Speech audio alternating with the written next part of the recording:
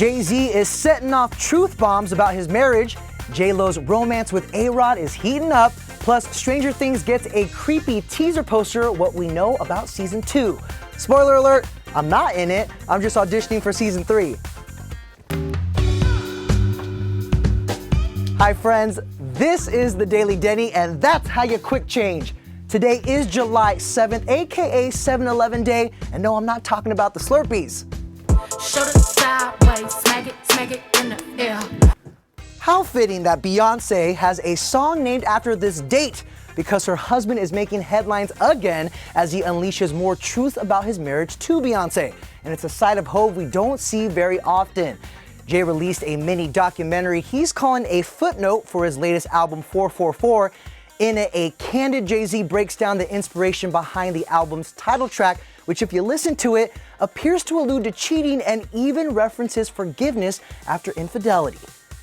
Again, this is my real life, you know, like I just ran into this place and we built this big, beautiful mansion of a relationship, you know what I mean, that wasn't totally built on the 100% truth, and then it started cracking, you know, and then things start happening that the public can see, you know what I'm saying, and then we had to go to a point and be like, okay, tear this down and let's start from the beginning, and it's hard. Jay goes on to say that rebuilding their relationship was by far the hardest thing he's ever had to do.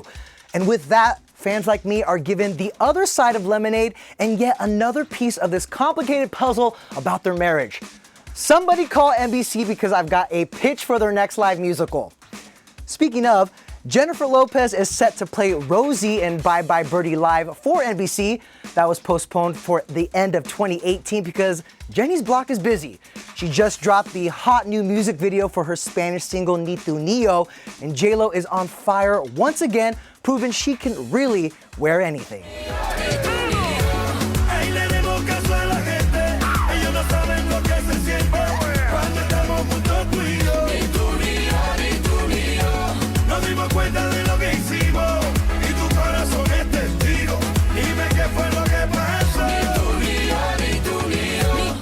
Hey, now I rocked 2 different looks today, but J-Lo rocked 10 in this video. Trust me, I watched this 3 times and counted.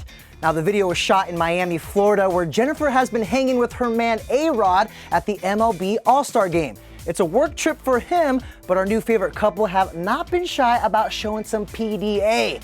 J-Lo is in his world, but clearly holding her own. In fact, A-Rod said on Instagram Live that J-Lo has watched more baseball in the last few months than in her entire life.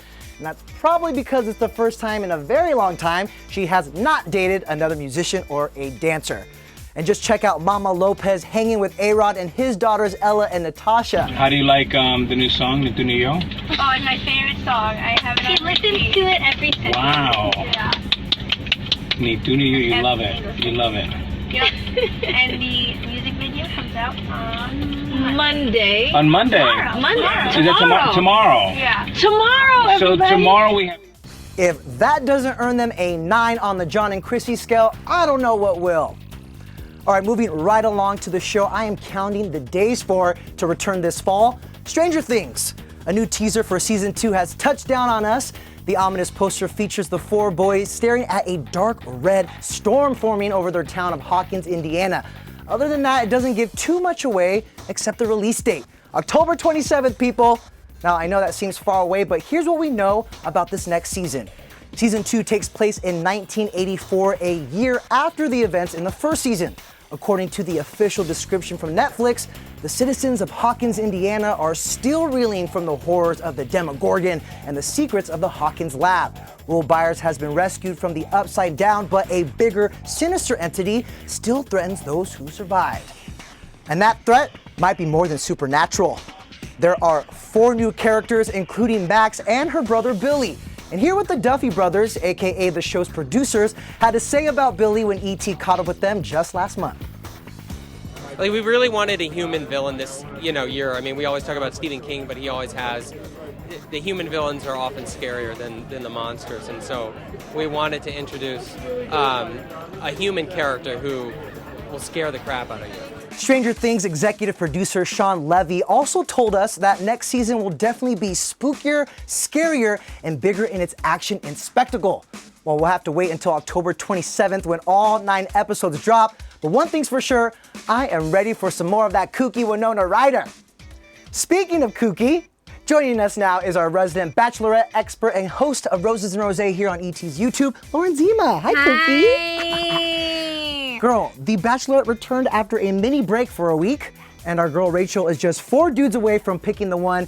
Is he in this batch? What is your take? Right now I'm being Winona when she was on that awards show and she wasn't listening to the speech.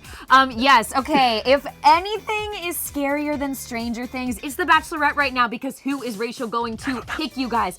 I love Peter so much, but the thing is, do we want Rachel to be engaged to him? We know she's engaged, or do we want him to be the next Bachelor? It's so hard to pick. You know what? He would make a very good Bachelor, but also she is smitten for him. I know, but the thing is, she really loves making out with Brian, and it's like, so if you go for what's good on paper or what's good in your mouth? Oh, okay, Lauren, that's enough. You can catch Lauren's full rosé-soaked recap of The Bachelorette on Roses and Rosé every Tuesday on ET's YouTube channel. There's a new episode up now. What I like in my mouth is rosé. Thank you. All right, you guys, hit subscribe so you don't miss an episode of that. And of course, we are cooking up some juicy stories over at etonline.com, so come check us out. See you tomorrow, amigos. I'm gonna shimmy my way out of here. I couldn't even finish that line, you guys.